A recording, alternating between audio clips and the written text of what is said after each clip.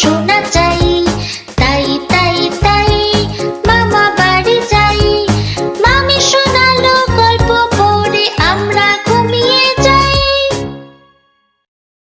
Hello বন্ধুরা, আশা করি তোমাদের এই ভিডিওটি খুব ভালো লেগেছে।